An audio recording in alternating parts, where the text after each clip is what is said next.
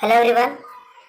आज के ट्यूटोरियल में हम जो टॉपिक कवर करने वाले हैं वो है ईएसआईसी के अंदर चालान कैसे जनरेट की जाती है। तो सबसे पहले आप क्या करिए, ईएसआईसी का जो मेन पोर्टल है वहाँ पे आप साइन इन करके जो है एंटर कर लीजिए। जैसे ही आप एंटर होते हैं वैसे आपको जो है ये स्क्रीन जो आपकी स्क्रीन पे नज़र आ रही है, आपको कुछ ऐसा नज़र आएगा। उसके बाद आपको क्लिक करना है मंथली कंट्रीब्यूशंस। तो मंथली कंट्रीब्यूशंस यानी कि हर मंथ आपको ईएसआईसी जो है वो पे करना होता है। तो आप जिस भी मंथ का आपको पे करना है तो यहाँ से आप वो सिलेक्ट कर लीजिए। साथ ही साथ आप कौन सी ईयर्स का आप पे कर रहे हैं वो आप सिलेक्ट कर लीजिए। हमारा मंथली कंट्रीब्यूशन है तो मंथली कंट्रीब्यूशन ही रहने देंगे। और जो एम्प्लॉयर कोड आई नंबर है ये ऑटोमेटिकली जो है फिल होता है। अब उसके बाद जो है एक सैम्पल एक्सेल टेम्पलेट जो है हम लोग डाउनलोड करेंगे, जिसमें हमें हमारे इंफॉर्मेशन जो है वो जिसके अंदर फीड करने हैं। तो जैसे हम उसे डाउनलोड करेंगे वो कुछ इस तरीके का दिखेगा।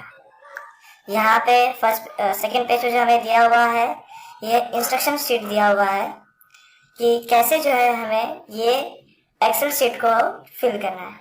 तो यहाँ पे हमें आना है शीट 1 पे।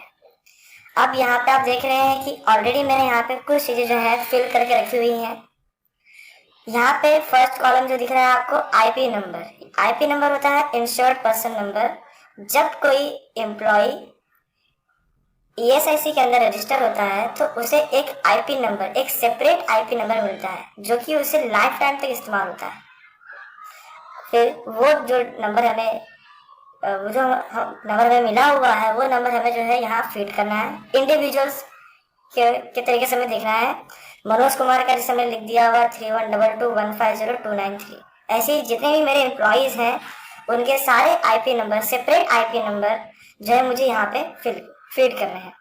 मैंने यहाँ पे आईपी नंबर्स लिख दिए हैं, उनके नाम लिख दिए हैं। अब मुझे फीड करना है कि थर्ड कॉलम में कि लास्ट जिस मंथ का मैं ईएसआईसी पे कर रहा हूँ उस मंथ में एम्प्लॉय जो है मेरे फर्म में कितने दिन प्रेजेंट था। तो यहाँ पे जो मेरे पास डेटा है वो सिर्फ 5 डेज का ही है। सारे के सारे एम्प्लॉय जो हैं मेरे फर्म में ओनली 5 डेज ही प्रेजेंट थे, तो मैं 5 डेज का ही कैलकुलेशन कर रहा हूँ।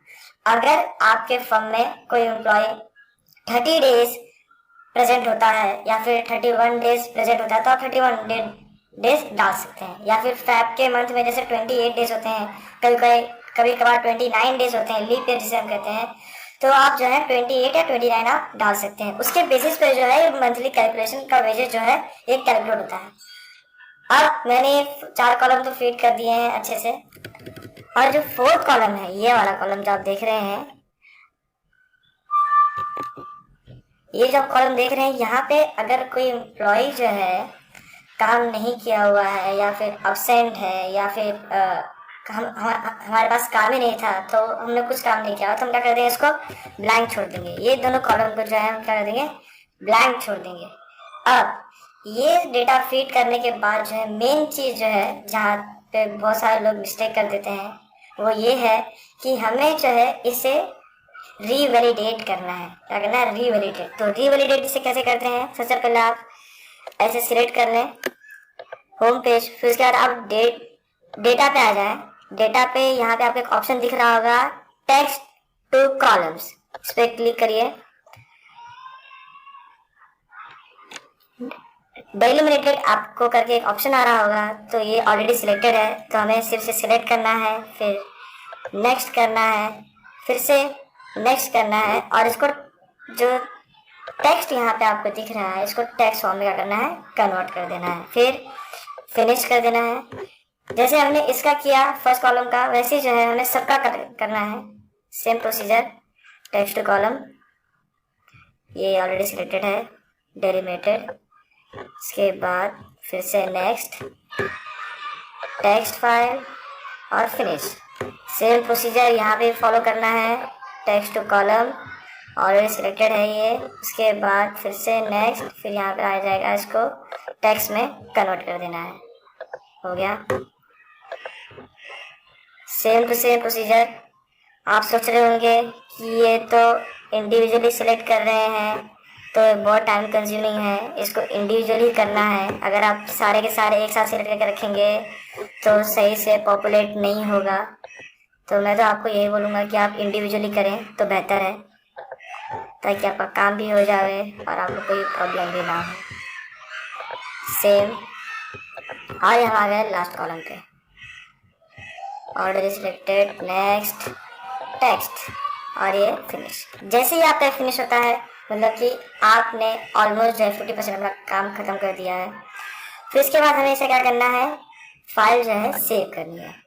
अब मेन पार्ट क्या है, जब कभी भी हम फाइल सेव एज करते हैं तो ESIC पोर्टल के अंदर हमें जो है एक फॉर्मेट के अंदर इस एक्सेल शीट को जो है कन्वर्ट करना है। वो फॉर्मेट क्या है, एक्सेल 97 और 2003 के वर्जन में ही जो है हमें इसे सेव करना है। अगर हम किसी और वर्जन में करते हैं तो ESIC पोर्टल जो है इस एक्सेल शीट को एक्सेप्ट नहीं करता है। वो एक पॉपअप देगा, एरर देगा, जिससे आपको फिर से वो एक्सेल शीट जो है फिर से बनानी पड़ेगी और फिर से उसको 97 और 2003 के अंदर उसको मेंटेन करके या फिर कन्वर्ट करके जो आपको फिर से अपलोड करना पड़ेगा। तो हमें क्या करना है, एक्सेल शीट को 97 और 2003 वर्कबुक के अंदर ही जो है हमें इसको सेव एज करना है। और यहाँ पे मैं नाम लिख देता हूँ ESIC फाइनल 2017 और मैं इसे सेव कर देता हूँ।